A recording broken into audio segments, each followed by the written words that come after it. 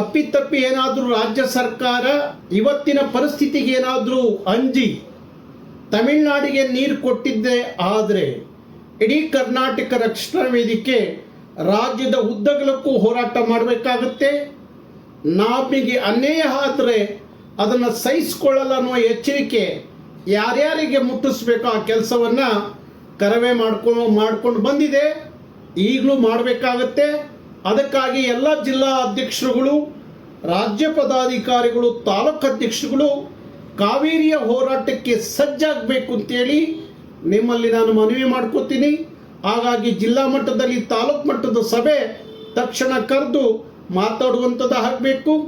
ನಾವು ಸಹ ನಿಮಗೆ ಸೋಷಿಯಲ್ ಮೀಡಿಯಾ ಮುಖಾಂತರ, ಸಾಮಾಜಿಕ ಜಾಲತಾಣದ ಮುಖಾಂತರ ನಿಮಗೆ ಕರೆ ಕೊಡ್ತೀನಿ. ಆ ಸಂದರ್ಭಕ್ಕೆ ಇಡೀ ರಾಜ್ಯದಲ್ಲಿ ನಮಗೆ ಕಾವೇರಿಯಿಂದ ಏನು ಅನ್ಯಾಯ ಪ್ರತಿ ಸಂದರ್ಭದಲ್ಲಿ ಆಗುತ್ತಲ್ಲ ಅದನ್ನು ಗಟ್ಟಿಯಾಗಿ ಪ್ರತಿಭಟಿಸುವಂಥದ್ದು ನಾವು ಮಾಡಬೇಕಾಗತ್ತೆ. ಕಾವೇರಿಯ ನೀರು ನಿಯಂತ್ರಣ ಸಮಿತಿಗೆ ಯಾವ ಆಧಾರದ ಮೇಲೆ ನೀವು 4.5 TMC ನೀರನ್ನ ತಮಿಳುನಾಡಿಗೆ ಕೊಡಿ ಅಂತ ಹೇಳಿದ್ರಿ ಅನ್ನೋ ಪ್ರಶ್ನೆ ಮಾಡಬೇಕಾಗತ್ತೆ. ಹಾಗಾಗಿ ನೀವೆಲ್ಲ ಹೋರಾಟಕ್ಕೆ ಸಜ್ಜಾಗಿ ಅಂತ ಹೇಳಿ ನಾನು ಮನವಿ ಮಾಡ್ತೀನಿ.